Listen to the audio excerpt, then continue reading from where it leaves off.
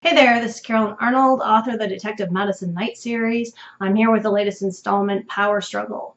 I like to think that this is one of the darkest books in this series to date. Madison faces off with the mafia hitman who almost killed her 10 months ago. It comes to a showdown between the two of them, and only one of them are going to survive. I'm going to read today for you an excerpt from Chapter 1. Death was not discriminatory, but murder was certainly selective. At least that's what Major Crimes Detective Madison Knight had learned in her 12 years with the Styles PD. She looked down at the male victim. He was single, 59, and lying on the king-size mattress in his master bedroom. Silver sheets were covering him to his hips, leaving his upper body bare and exposing multiple stab wounds to his chest and abdomen.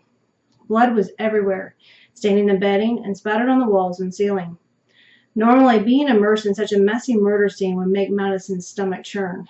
She'd most certainly feel a burning drive to get justice for the victim. But this time, she was devoid of emotion, flatlined like the man on the bed. If anything, there was a lingering bitterness and underlying rage.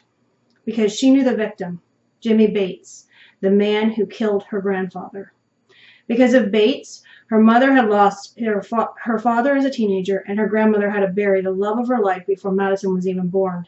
And all this because Bates' father had been the numbers man for the branch of the Russian mafia that operated out of Styles, and Madison's grandfather, a police sergeant, had put him away. Madison pinched her eyes shut briefly. A darker part of her was finding some sort of redemption in the fact that Bates had exited the world not of his own volition. Just as he had snuffed out her grandfather's life, someone had taken Bates, a working out of karma, as it were. "Are you all right?" asked her partner of 7 years, Terry Grant. He had a light complexion and never had a blonde hair out of place, always ran before breakfast, was a loving husband and father to a baby girl named Danielle. He was 3 years younger than Madison's 36. She turned to see that he hadn't come into the room alone.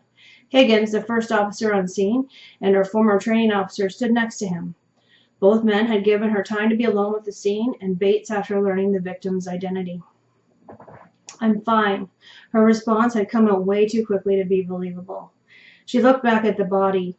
Both his arms were over his head and tied to the barred wooden headboard with zip ties. She let her gaze trail down to his ankles to see if those were also restrained, but they were still covered. She'd have to wait until the scene was processed to find out. Given the number of stab wounds he had, though, it was likely that both his arms and legs had been bound, which indicated that the killer knew where to strike to delay death and invoke torture. While the former indicated a professional, the latter suggested the killer may have been after something. Madison scanned the room. A television was mounted on the wall at the end of the bed, and it was on at a low volume and tuned into a popular crime drama. Odd how reality can mimic fiction. Winston should have sent someone else. Higgins sounded apologetic for the major crimes sergeant's decision to include her in the case. She met his gaze and dismissed his comment with a wave. He probably didn't even know the ID on the Vic when he made the call. She returned her gaze to Bates, analyzing whether he'd paid and suffered enough for his wrongdoings. In life, he'd served a full 25-year sentence, but he'd gotten released 19 years ago.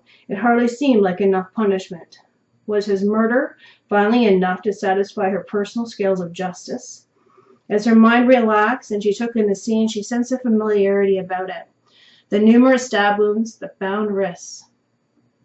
The woman was laid out on the couch, her arms open wide, one resting against the back of the sofa, the other raised in the air, its wrist twisted back at an unnatural angle.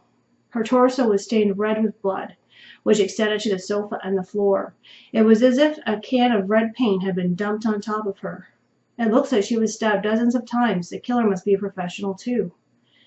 At the time, bile had risen in Madison's throat. The odor, the sight, it had been all-encompassing. The woman's name had been Lillian Norton, and the man who'd killed her had been a Russian mafia hitman by the name of Konstantin Romanov, the same hitman who had almost succeeded in raping and killing Madison 10 months prior.